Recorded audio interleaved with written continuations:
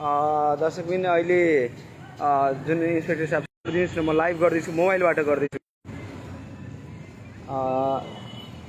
फोनहरू आएको कारणले म केही आफ्नो कुरै भन्न सकिरहेको छैन। अनि डिआइजी साहबले खै एसपी साहब अहिलेसम्म त्यही हुनुहुन्छ, आफ्नै सप्तरी जिल्लामै हुनुहुन्छ, त्यही कुर्सीमा बस्नुभएको छ।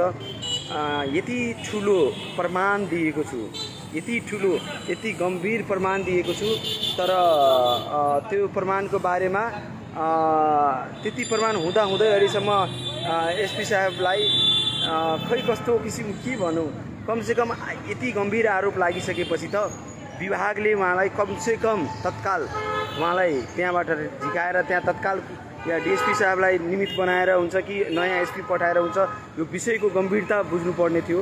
तर आज तेस्रो दिन भइसक्यो, दोस्रो दिन कि तेस्रो दिन भयो, आजसम्म अहिलेसम्म एसपी साहब त्यही हुनुहुन्छ भने अब मलाई सिसिटिभी फुटेज दिने अथवा एसपी साहबको बारेमा भन्ने व्यक्तिहरू सप्तरी जिल्लामा त्रसित छन्, त्रासमा छन्। फेरि फोनहरू आइरहेछन् र म फेरि यो लाइभ काटेर म केही कुराहरू भन्छु र हजुरको परिचय पाउन त। तपेश्वर यादव, प्रदेश सभापति राष्ट्रिय स्वतन्त्र पार्टी। राष्ट्रिय स्वतन्त्र पार्टी प्रदेश सभापति। Thank you sir. खेरानन्दजी हजुरको साथी राजराजले फोन गर्नुभएको थियो, अनि म तुरुन्तै फोन गरेर आएँ तपाईँको। हजुर हस् हस्, थ्याङ्क यू। यहाँ जनकपुरका आसपासका साथीहरू आउँदै हुनुहुन्छ, विभिन्न जनकपुरका विभिन्न ठाउँहरूबाट। म यहाँहरूलाई भनौँ, म अहिले कुन चोक भन्छ यसलाई, जनक चौकमा छु म, र म यो लाइभ काटेर फेरि तपाईँहरूलाई हेर्नुहोस्, युवा साथीहरू नमस्ते, थ्याङ्क यू सर। जनकपुरका विभिन्न ठाउँबाट साथीहरू आउनुभएको छ, म केही जानकारी तपाईँहरूलाई गराउँछु। भन्नुहोस् त, त्यो सही साहबले पैसा लिएको छ, त्यो तानियो, त्यो घुमुवा तानियो, एसपीलाई केही धूप आरती देखाउनु पर्ने, धूप आरती देखाउनलाई त्यहाँ राख्नुभएको छ होइन। यदि त्यो मान्छे एकदमै सही छ, सत्यवादी राजा हरिश्चन्द्रै हुनुहुन्छ भने ससम्मान उहाँलाई बरु फुलमाला अझै म पनि लगाइदिउँला। कमसेकम अनुसन्धानको क्रममा यो यति गम्भीर विषय उठिसकेपछि त यसको गम्भीरता बुझ्नु पर्दैन र राज्यले। अब यो विषयहरू बन्यो भने म टार्गेटमा हुन्छु कि, अहिले जुन इन्सपेक्टर साहब आउनुभएको थियो, उहाँ मलाई व्यवहारिक रूपमा कुरा गर्नुभयो, उहाँले मलाई कुनै किसिमको दबाब दिनु भएन। उहाँले यति भन्नुभयो, दिवाकरजी तपाईँले लाइभ गरिदिनु भएको छ, अनुसन्धानमा म तपाईँसँग केही कुरा बुझ्न आएको थिएँ, तपाईँ सायद डराएरै लाइभ गर्नुभयो होला। त्यसरी उहाँले एकदमै एउटा मानवता देखाउनु भयो, उहाँले मेरो मनमा चलेको कुराहरू राख्नुभयो। अब तपाईँ कल्पना गर्नुहोस्, अहिलेसम्म राज्यले एसपी साहबलाई किन सरुवा गरेको छैन?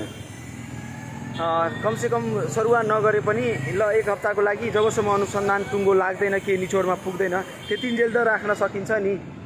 अब भन्नुहोस् त, यो अवस्थामा त्यो मान्छेहरूको अवस्था के होला? म जनकपुरमा छु। अब यदि राज्यले उहाँलाई गम्भीरतापूर्वक यो विषयलाई लिएन भने म नेपाल छोडेर इन्डिया गइहाल्छु, त्यस्तो अवस्था भइरहेको छ। किनभने मलाई थाहा छ नि, यहाँ बस्यो भने त यहाँ कुन चाहिँ के गरिदिन्छ थाहै छैन। यहाँ रोडमा उभिया छु, अब यहीँबाट फेरि यो सडक जाम गर्यो दिवाकरले भन्ने मुद्दा लगाइदिन्छ, यो अवस्थामा छौँ। अब यो धेरै फोनहरू आइरहेको छ, म केही बेरमा जानकारी गराउँछु।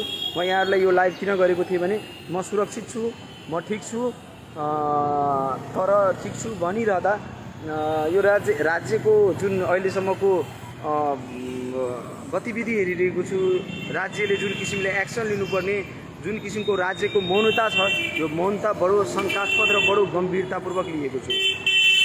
यो यति, अब योमा के प्रमाण चाहियो? प्रमाण के चाहियो?